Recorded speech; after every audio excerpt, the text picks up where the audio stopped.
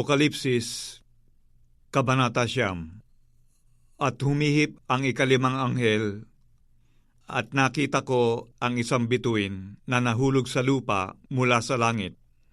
At sa kanya'y ibinigay ang susi ng hukay ng kalaliman. At binuksan niya ang balon ng kalaliman, at napailang lang ang usok mula sa hukay, na gaya ng usok ng isang malaking lutuang bakal. At nagdilim ang araw at ang himpapawid dahil sa usok ng hukay. At nangagsilabas sa usok ang mga balang sa lupa, at binigyan sila ng kapangyarihan, na gaya ng mga alakdan sa lupa na may kapangyarihan. At sinabi sa kanila na huwag ipahamak ang damo sa lupa, ni ang anumang bagay na sariwa, ni ang anumang punong kahoy, kundi ang mga tao lamang na walang tatak ng Diyos sa kanilang mga noo. At pinagkalooban silang huwag patayin ang mga ito, kundi pahirapan nilang 5 buwan. At ang kanilang pahirap ay gaya ng pahirap ng alakdan kung kumagat sa isang tao. At sa mga araw na yaon ay hahanapin ng mga tao ang kamatayan. At sa anumang paraay, hindi nila masusumpungan, at mga gnanasang mamatay, at ang kamatayan ay tatakas sa kanila.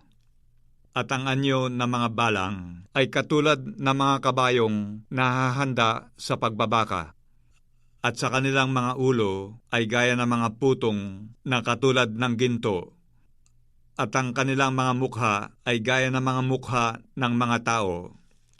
At sila'y may buhok na gaya ng buhok ng mga babae. At ang kanilang mga ngipin ay gaya ng sa mga leon.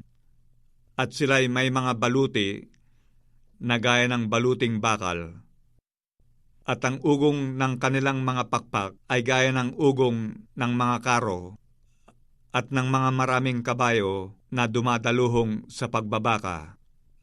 At sila'y may mga buntot na gaya ng sa mga alakdan, at mga tibo, at sa kanilang mga buntot naroroon ang kanilang kapangyarihan upang ipahamak ang mga taong 5 buwan.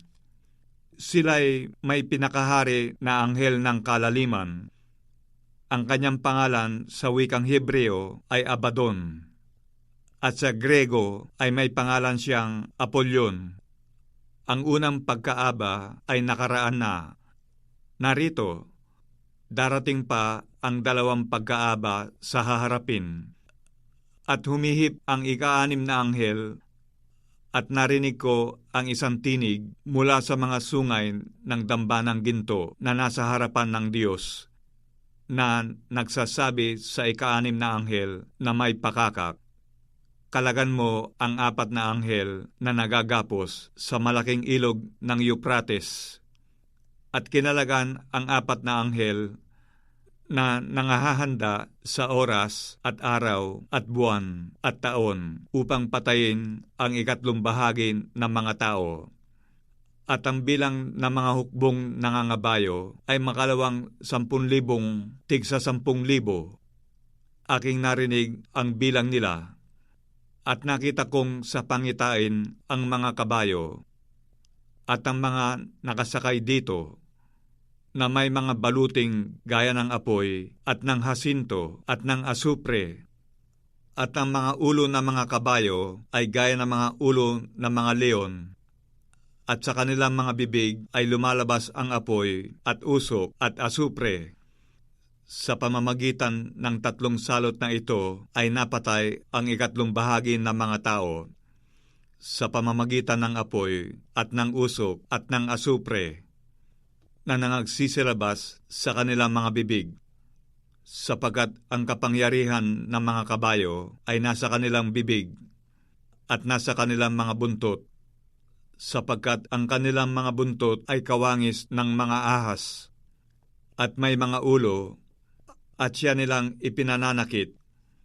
At ang nalabi sa mga tao na hindi napatay sa mga salot na ito ay hindi nagsipagsisi sa mga gawa ng kanilang mga kamay, upang huwag sumamba sa mga demonyo, at sa mga Diyos-Diyos ang ginto, at pilak, at tanso, at bato, at kahoy, na hindi nangakakakita, ni nangakaririnig man, ni nangakalalakad man, at sila hindi nagsipagsisi sa kanilang mga pagpatay, kahit man sa kanilang panggagaway, kahit man sa kanilang pakikiapid, kahit man sa kanilang pagnanakaw,